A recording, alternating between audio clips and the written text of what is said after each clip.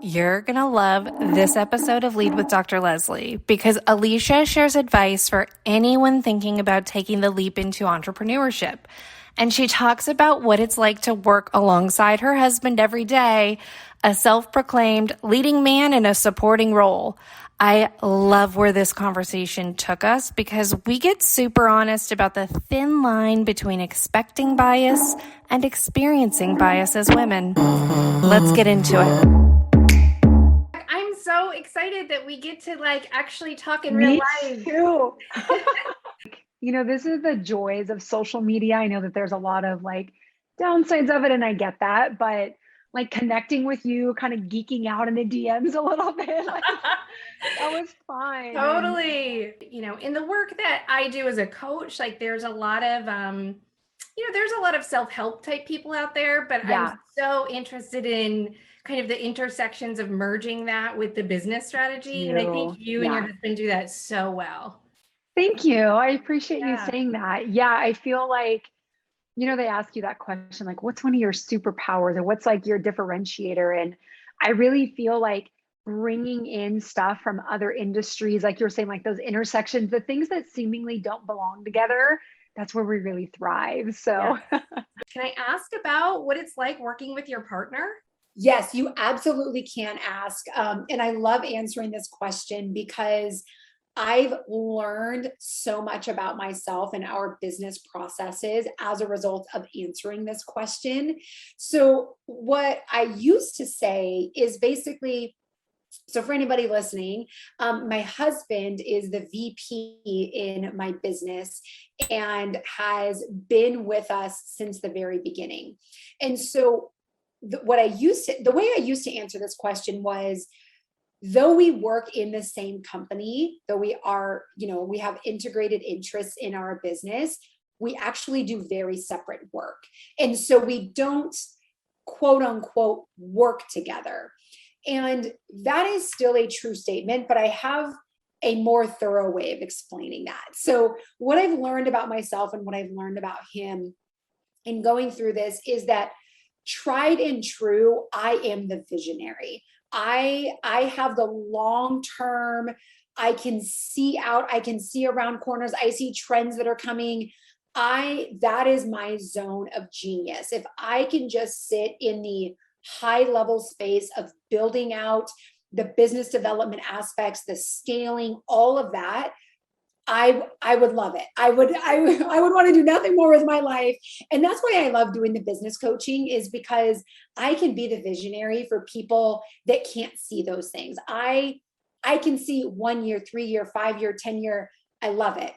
My husband is the integrator. He is the one that dives deep in the details and wants to know what button gets pressed and what trigger gets pulled. And that stuff makes my head spin. I could think of nothing more miserable than to do that kind of work. And it is just where he thrives. So it's like I have the visions and he brings the visions to life. I love that.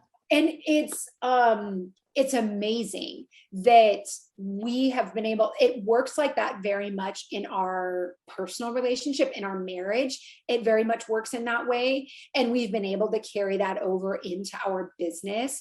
The distinction there also for us is when I'm having a business conversation with him, he is Maurice. He is not my husband. A husband and wife are not having a conversation about the new project that is being worked on, what is being, unrolled next for next quarter.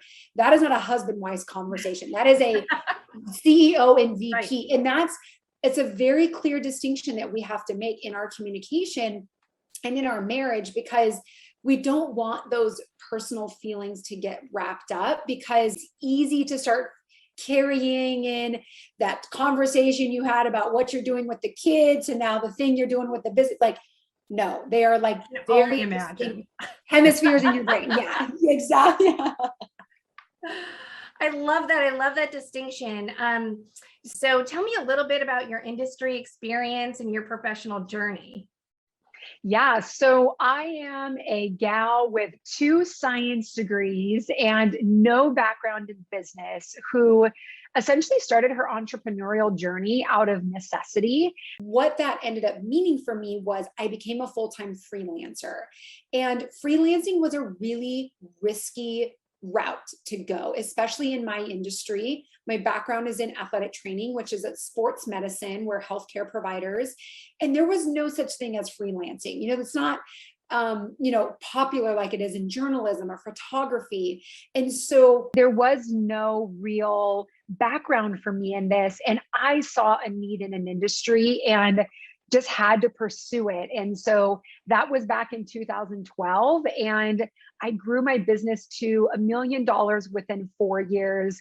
And we are now at the multi-million-dollar mark, which is remarkable to share because I'm a gal with 2 science degrees and no background in business. That's awesome. I love that because I think we're also, I've seen you post about this. I've posted about it too. We're in this time of the mass resignation, right? Everybody is looking to kind of align better with their values and their purpose, and understanding that these corporations, these companies aren't the same companies that our mothers were working at, right? And totally. They don't really have the same kind of loyalty to us that maybe they used to their employees back in the day. Right. And I think a lot of people are standing kind of on the precipice of, what do I do next, right? Yes. Like, do I go out on my own? Do I start a business? And your business actually helps people as they're thinking through business ideas. Can you tell me how, like, you actually started your business and then you've evolved it to help other people start their own businesses as well? Yeah, I mean, exactly what you just said. I think that there's so many of us that have this kind of nagging, I call it nagging, and like in a loving way, thought in the back of our mind, like, could I go out on my own? Could I do this for myself? And you see other people having success with it, and you like the success that they're having, but you question, is that possible for me? And the answer is yes, like it very much could be, but we need a roadmap to help get us there, right? And it's really scary to take that plunge. And I tell all of our business clients, don't do this in a way that puts yourself, puts your career, puts your family, puts your income at risk. I am an incredibly risk averse person. Like, I need to have all the answers laid out in front of me, and financial stability is one of my core values. So I would never pursue something if I even thought I could lose money on it, or even thought that it might be treacherous. And I think that resonates with a lot of people. Is we kind of want to be guaranteed that we're going to make money doing this. And there are ways to uncover that are very risk averse. It's doing competitive analysis, doing market research, talking to potential customers. We have a mini course that walks people through that. But, to answer your question of how did I go from running and scaling my own business to helping other people do this, it's having conversations like this. It's talking to other people in our life that are like, I see the success that you guys are having, and I feel like I want that for myself, but I'm really scared of first of all, I don't even know what step to take. And so there's a lot of fear around it. So really kind of demystifying what those first steps are and how to really ensure that you have the information and the roadmap to make you successful. Then it's sort of like almost a guarantee, like if you can get in front of people, talk to them about what solutions they're looking for, the ways that you can solve their pain points, you drastically increase the probability of having success. That's amazing that you've put together this course, that's your mission to help other people explore entrepreneurship for themselves. And I'm wondering, in this journey of being an entrepreneur, you were highly successful, as you mentioned. I believe you said that you were able to make your business $1 million business in just 4 years. That is incredibly impressive. And now you've moved it on to the multi-million-dollar category. So can you tell me a little bit about what you've learned about being an entrepreneur, especially as a woman and maybe even a mother? What that looks like? Yeah. Here's the thing I want everybody to know is like, every single step of the way, you are figuring it out, right? When I was that 24-year-old gal, I was struggling with imposter syndrome. I would walk into boardrooms. So our primary business is we have staffing solutions, and our primary client there is school districts. And so I'm having to walk into, no offense, but dusty old boardrooms, and talk to people that are 40 years my senior. And in my mind, I'm telling myself stories about, do I belong? Are they going to take me seriously? Do they think that I'm capable? And one of the things that I've learned and taught myself about imposter syndrome is that a lot of times it's our perception of the situation as opposed to the actual reality. Like, right. None of those people ever questioned my age. None of those people ever made comments about if I was capable.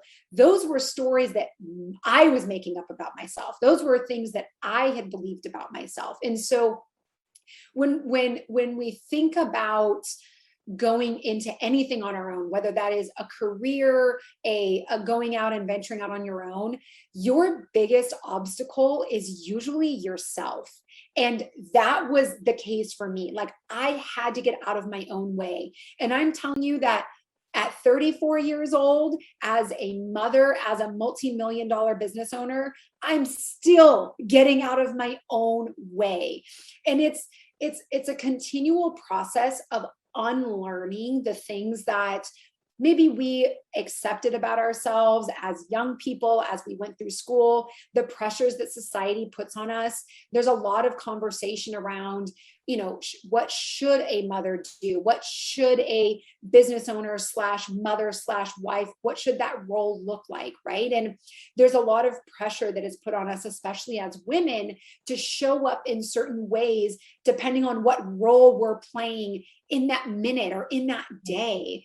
And there really is, for me, a lot of self-reflection that has had to happen. And I've gotten better at it over the years of when that imposter syndrome starts to flare up. I'm like, hold on a second. What is this story that I'm telling myself? Speak truth into it. And really, that's where the confidence starts to come from, and our worthiness really starts to show up. And so it's not necessarily a singular role, right? Like, we are not siloed people. We cannot turn on and off, parts of our brain. Maybe we can show up more as one version of ourselves than another in particular situations, but I am always a wife. I am always a business owner. I am always a mother. And so the way that we, for me, like, layer those on each other is they become increasingly dynamic, but we have to become simpler and simpler in the ways that we're approaching it. So it's getting out of our own way. It's ensuring that we're having those reflective moments. And it's kind of just doing that gut check of like, am I really working towards and pursuing those things that feel authentic to the life that I want to be living? Yeah. Wow. There was so much wisdom in that, and so many good points that you made. So, I think as women, especially in our age bracket, millennials, we grew up understanding a lot maybe about being a woman and the different types of roles, I think, as you said, we're expected to play and what that looks like. We received a lot of very strong messages about that, I think, as children. Definitely. And so when we walk into spaces that we also know traditionally weren't welcoming of us as successful women, I think it's really, really easy to immediately pull out that knowledge of the barriers and biases and expect that that's happening in that moment. Right. And so I like that you're talking about actually, like, let's simplify this and boil it down to what's actually happening here. Yeah. What is the story happening in my head? And what is my actual experience with this human being? And how do I make some progress here? So kind of, there's a lot that has to happen when you're a woman sorting through these situations and thinking about, am I experiencing a barrier? Is this barrier in my head? Yeah, no, I mean, I don't mean that in a dismissive way, because there absolutely are physical and literal barriers for women. But when we can do that inner work of discarding the areas and the things that don't actually belong to us, like when we try on that belief about whatever it is and we're like, that doesn't belong to me, I'm going to hand that back, we show up differently. And for me, it has been a 10-year journey of trying those on and taking them off. And like I was saying, I'm in a boardroom, I'm presenting to people that I have a perception that they have a belief about me. And the truth is they didn't.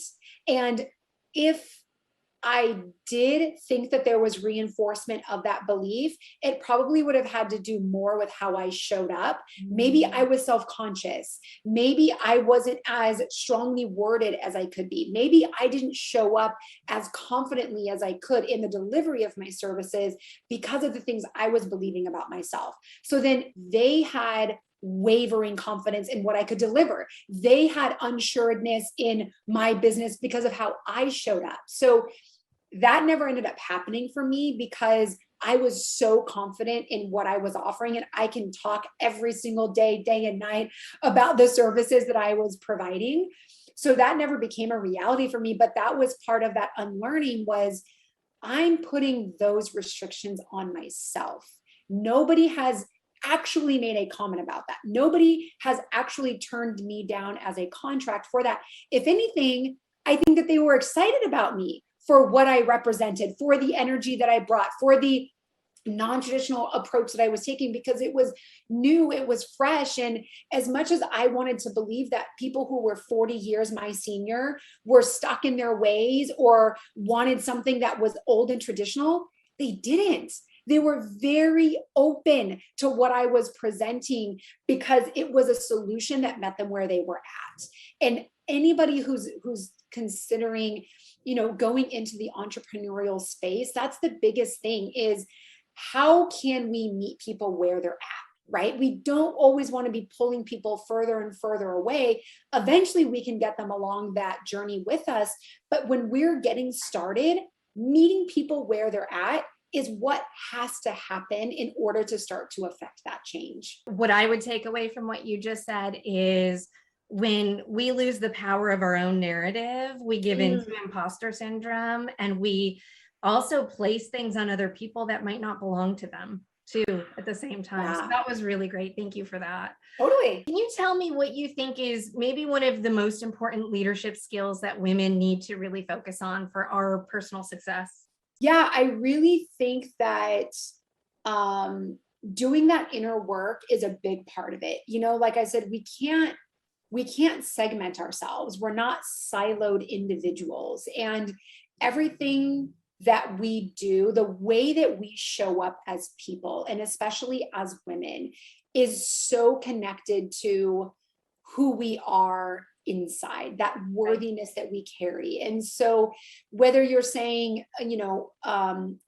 one of the best leadership skills, or one of the best mothering skills, or one of the best boss skills or wife skills, it's us as individuals. And so, for me, it has been therapy and counseling. It has been meditation and self-care. And for me, self-care is, 15 minutes on the yoga mat. It is walks outside with headphones in. It is, playtime with my daughter, that kind of disconnecting from the electronic and the online world and spending time with myself.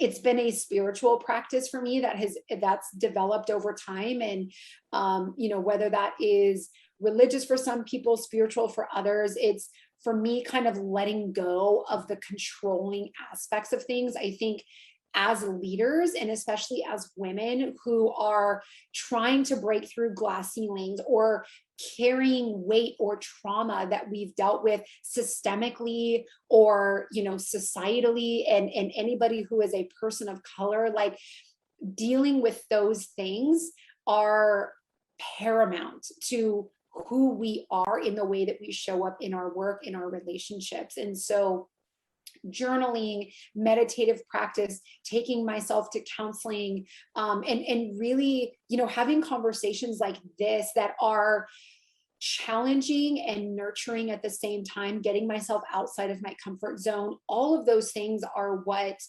make me the leader that I am, and allow me to show up for my people, my community, in ways that best serve them. Yes.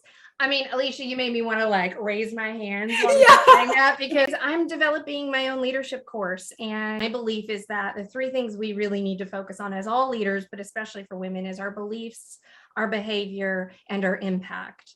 And the way to be able to do those three things is through the process of turning inward and learning about ourselves. But I don't think that you can read a leadership book and see all of the leadership strategies and actually implement them without going inward first. It just doesn't work. You become an inauthentic leader who people don't really respect. But it really is the root of everything.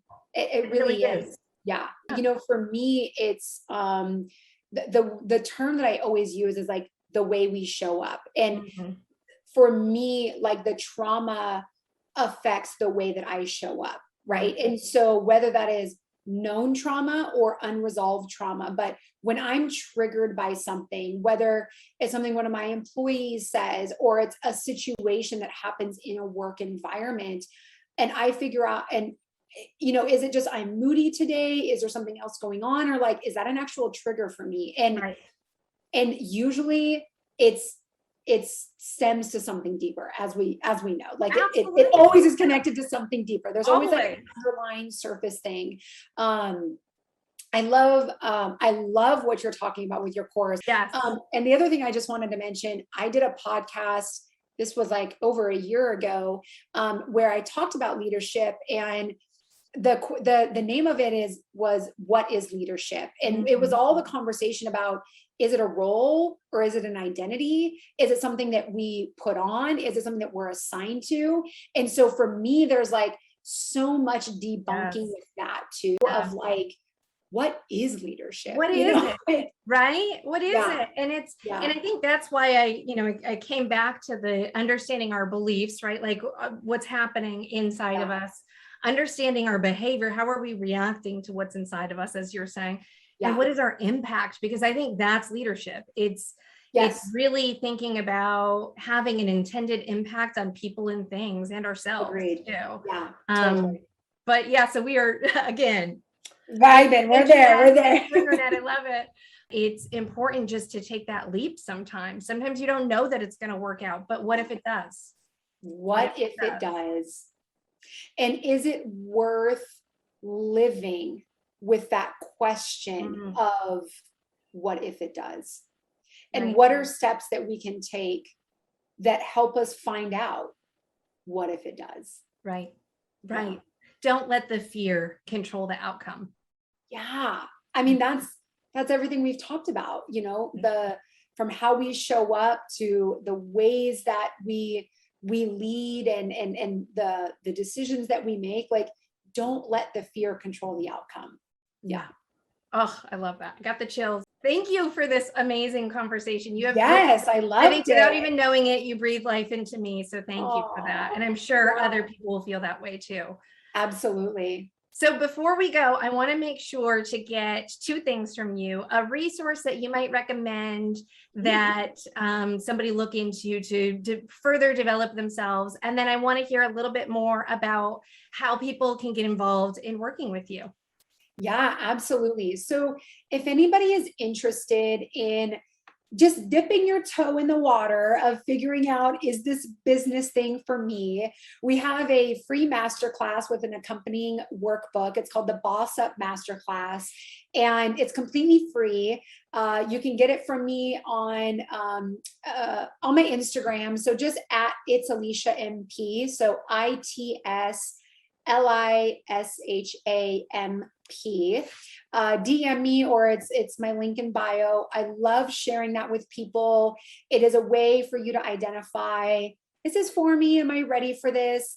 And also, honestly, just DM me. Let's chat about it. Let's see, where you're at, how you're feeling. I never want, to your point, like the fear to hold somebody back. And even if it's just having a conversation with somebody, that I'll keep it real with you. I'll let you know, like, maybe now is not the right time, or like, let's flesh this idea out a little bit more. And like I've mentioned, I'm super risk averse. So I'm not going to be the person that says, dive in the deep end without your floaties on. Even if you want to dive in the deep end, I'm going to make sure you've got your floaties. So if anybody wants to follow me on Instagram, I share tons of business related content. That's where you and I connected. And then our website is penningtonperspective.com. And you're welcome to explore that, learn more about the work my husband and I do. We're really focused on business development, and we love to get people who are still in that idea phase. A lot of people think business development is once you've hit the 6 figures, 7 figures. No way. We want to get you strong foundation with a business that is built to last. And we don't want people, navigating this by themselves. So get in touch with us. I'd love to chat with you. And honestly, I love hanging out in the DMs. That's where you and I hang out all the time too. I can attest to that. That's how we became friends. It's so awesome. Totally. All right. Well, this was amazing. I really appreciate you taking time out of your busy schedule to chat with me and provide some value. I just think that you're fantastic. So I'm glad that we are now connected. Thank you. That's so kind.